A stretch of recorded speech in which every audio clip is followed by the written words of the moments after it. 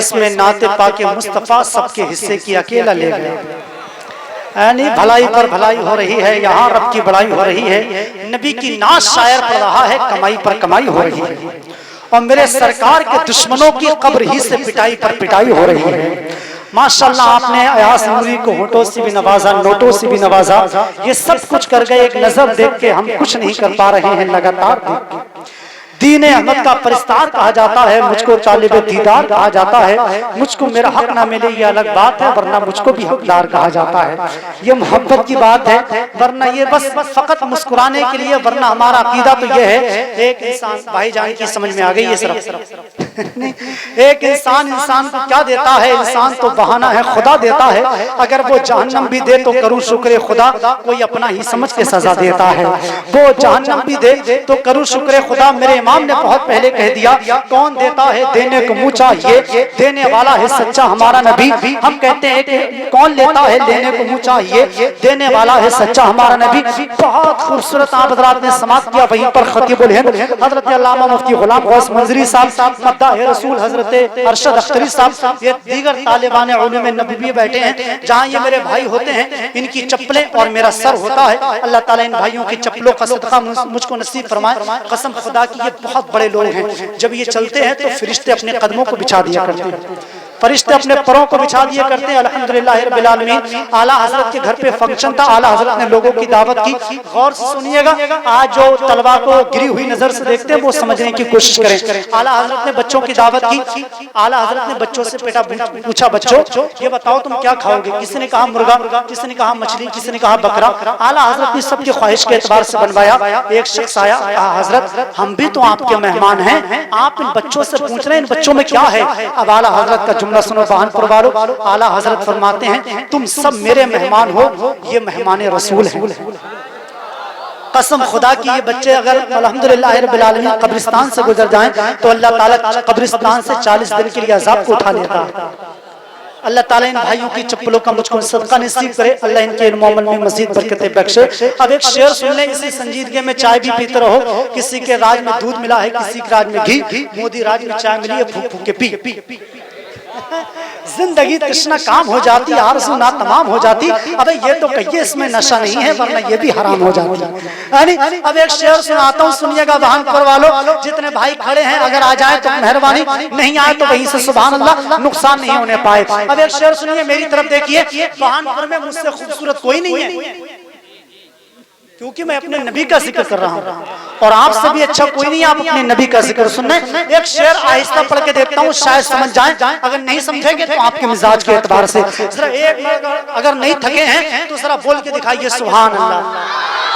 اگر دقت نہ ہو تو ہاتھوں کو اٹھا کے یا رسول اللہ. شعر سنیے گا. بن کے رحمت کوئی آتا ہے چلا جاتا ہے. خاندان کی دعائیں شعر ملادہ فرمائیں. بن کے رحمت کوئی آتا ہے چلا جاتا ہے، بن کے رحمت کوئی آتا ہے چلا جاتا ہے، اپنے دامن میں چھپاتا ہے چلا جاتا ہے.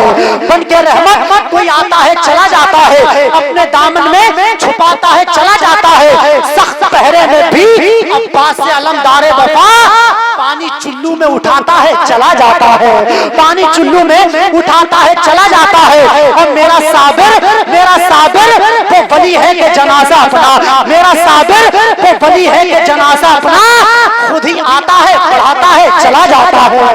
میرا صابر وہ ولی ہے کہ جنازہ اپنا خود ہی آتا ہے پڑھاتا ہے چلا جاتا ہے. اب بھی اجمیر میں عبداللہ بیابانی ہے، اب بھی اجمیر میں عبداللہ بیابانی ہے، رہا بھٹکوں کو دکھاتا ہے چلا جاتا ہے.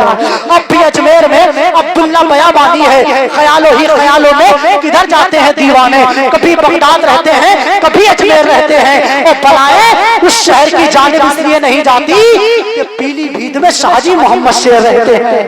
بلائیں اس شہر کی جانب اس لیے نہیں جاتی کہ پیلی بھیت میں شاہ جی محمد شیر رہتے ہیں. 18-19 تاریخ کو مدار پاک کا عرس ہے. اللہ تعالیٰ اولیاء اکرام کے فیضان سے ہم کو مالا مال کرے. ایک شعر یہ بھی سن لیں کہ سمندر کے برابر ہوں زمانہ کیا سمجھتا ہے، علی کے گھر کا نوکر ہوں زمانہ کیا سمجھتا ہے. مدار پاک اپنی قبر سے آواز دیتے ہیں ابھی زندہ میں اندر ہوں زمانہ کیا سمجھتا ہے. مدار پاک اپنی قبر سے آواز دیتے ہیں ابھی زندہ میں اندر ہوں زمانہ کیا سمجھتا ہے. چھوٹے چھوٹے بچوں نے محفل سجائی ہے, ازہری کمیٹی ہے. میرے بھائی ایاس نے سامنے ایک شعر پڑھا تھا تاج الشریعہ کے حوالے سے, ایک شعر میں بھی اپنے پیر کے حوالے سے پڑھے دیتا ہوں, ذرا ایک بار مسکرا کے اور کہہ دیں سبحان اللہ. یہ بتائیں آواز سمجھ میں آ رہی ہے؟ نہیں آ تو اور کم کروا دیں گے, کوئی بات نہیں. جب اپنا کلیجہ نکال سکتے ہیں تو آپ کی بھی ذمہ داری ہے کہ آپ اپنی پھیپڑا نکال سکتے ہیں. کام ایک طرف سے نہیں چلے گا, کام دونوں طرف سے چلے گا. اب ایک شعر سنیے گا, ماشاءاللہ اللہ تعالیٰ نے فضل فرمائے. اب ایک شعر سنیے.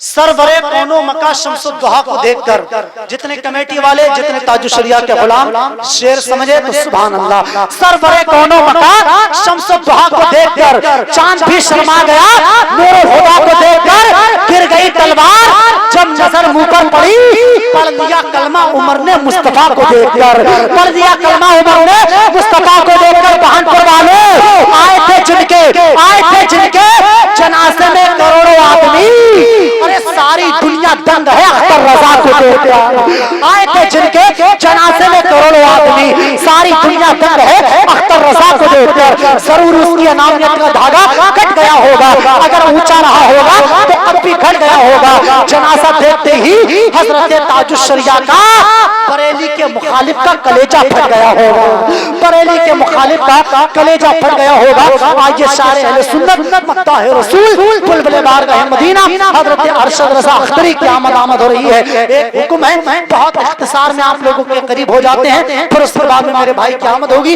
ایک نعرہ میں لگاتا ہوں, آپ بس ایک بات بتائیں, 1 منٹ محنت